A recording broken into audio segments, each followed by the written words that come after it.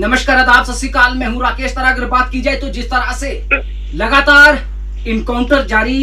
District Poonch और मेंढर के बीच बड़ा दुनिया में, तो आइए हमारे साथ सीनियर जर्नलिस्ट राही कपूर जुड़ने वाले हैं और बताएंगे कि आज की स्थिति और आज तक का क्या रहा इस इनकाउंटर में। जी बताइए राही जी।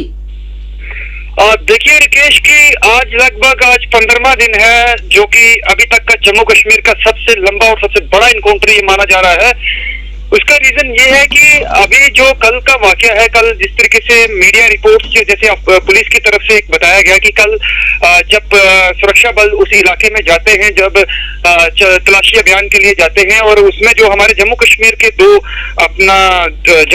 दो हमारे सुरक्षा कर्मी जो है वो घायल होते हैं, साथ में एक सेना का जवान भी घायल होता है। और खास तौर पर उनके साथ एक जो है वो एक्स मिलिटेंट जो कि पिछले 14 साल से लगातार वो कोट बरवाल जेल में बंद था, उसको कहीं ना कहीं साथ लेके गए हुए थे ताकि उस इलाके की जानकारी ली जा सके कि कहीं मिलिटेंट्स जो है वो हाइड आउट तो नहीं बना के बैठे हुए। लेकिन क्रॉस फायरिंग के दौरान जो है वो मिलिटेंट जो है वो एक्स मिलिटेंट वो मारा गया और लगातार जो है ये पूरे इलाके में आज दिन 15 जो है वो कंटिन्यूस सर्च ऑपरेशन और लगातार जो है वो फायरिंग जो है वो चल रही है। जी राकेश। राही जी अगर बात की जाए तो जिस तरह से 15 दिन और 15 दिन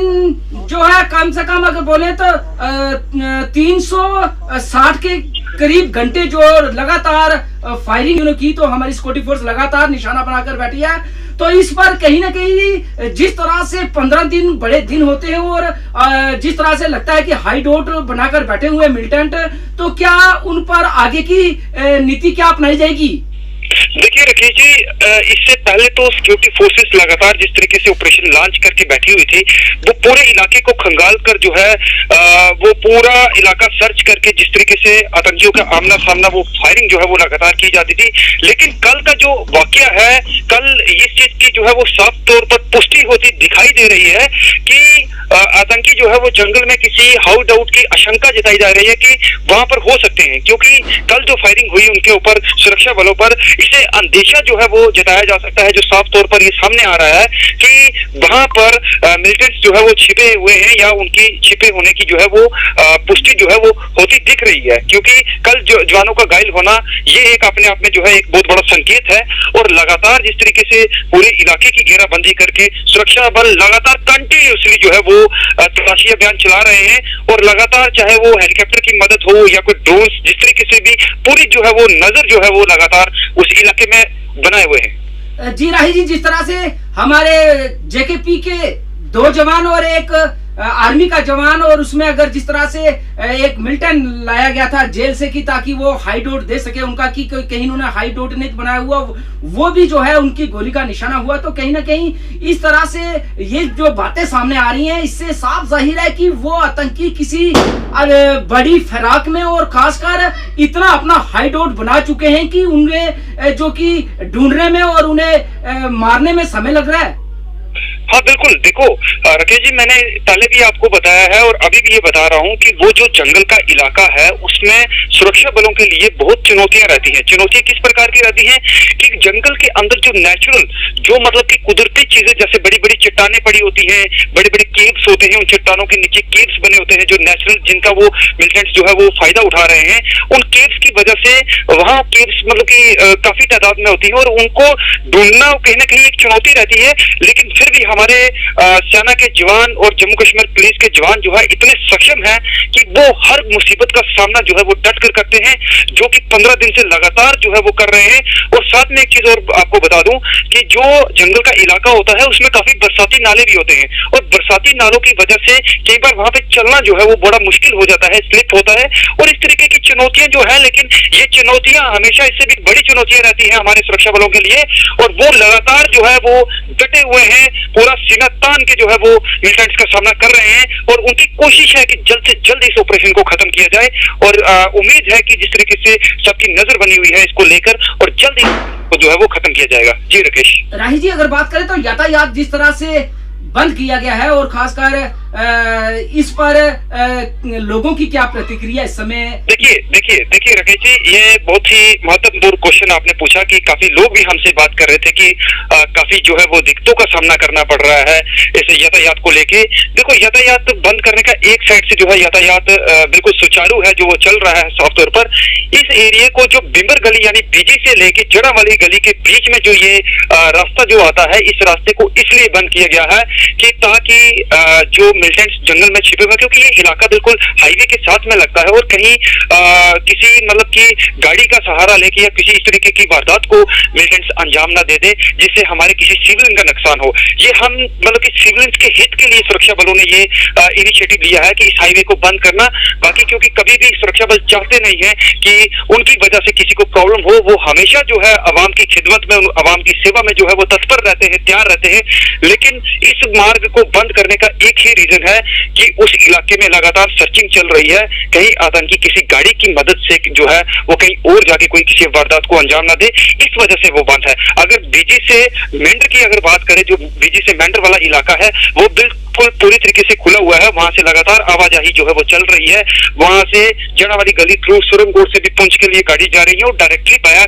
केजी से भी जो है वो गाड़ी जा रही है। इसमें कोई आपत्ति नहीं है, बस इतना सा फर्क है। और हाँ, इस रूट के बीच में जो लोगों के घर आते हैं या लोगों की दुकानें आती हैं, जो लोकल लोग हैं उनकी प्रॉपर जो उनके लिए उनकी चेकिंग करके उनको जो है आसपास के लोग जो है वो मूवमेंट कर रहे हैं हल्की हुल्की। लेकिन फिर भी एक उनको एक अलर्टनेस के लिए उनको साफ तौर पर एक संदेश जो है वो पुलिस की तरफ से दिया गया, जैसे कि मस्जिद से ऐलान हुआ था कि उन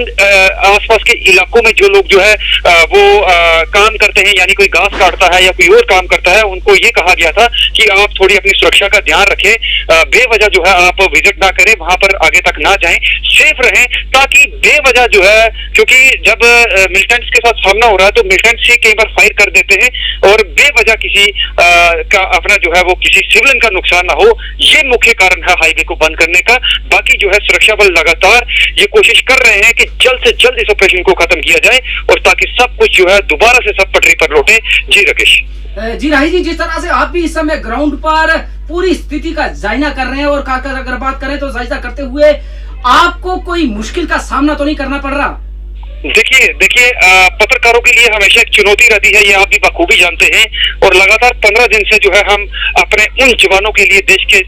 जवानों के लिए जो है वो यहाँ पर डटे हुए हैं कि जवानों का जो कर्तव्य है वो हमेशा हमारी सर आंखों पर है और हमारा ये दायित्व है, चाहे वो कोई भी पत्रकार हो, उसे अपनी सेना के साथ जो है वो खड़ा होना जो है वो बड़ा ही लाजमी है। और लगातार हम यहाँ से रिपोर्टिंग करके पूरे देश को ये संदेश दे रहे हैं कि भारतीय सेना, जम्मू कश्मीर पुलिस हमारी वो सेना है, ये वो जवान है जो हर एक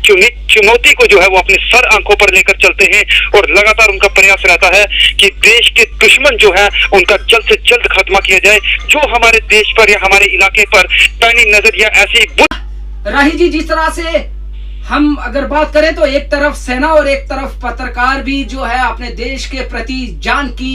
बाजी लगाते हैं और खासकर भगवान आप सब लोगों का, हम सब लोगों का मनोबल बनाए रखे। और देखिए राकेश जी एक सवाल जो है वो मेरे जहन में आ रहा है, ये चीज मैं आपको एक और क्लियर कर देना चाहता हूँ कि मैं सभी को तो सभी पत्रकारों को तो नहीं कहूंगा, लेकिन मेरी उन पत्रकारों से एक रिक्वेस्ट है कि जो डिजाइनर पत्रकार हैं, जो घर में बैठ के रिपोर्टिंग कर रहे हैं या इधर की अपडेट दे रहे हैं, ग्राउंड की स्थिति क्या है, मैं रात का वाकया बताता हूं। मैं किसी पोर्टल का नाम नहीं लेना चाहूंगा, उसने क्या किया कि विदाउट एक रॉन्ग इंफॉर्मेशन जो है वो फ्लैश की, अपडेटेड की। जब मैंने उसका विरोध किया, मैसेज किया और उसे वो वीडियो जो है वो हटाना पड़ा। उसमें कल जिस तरीके से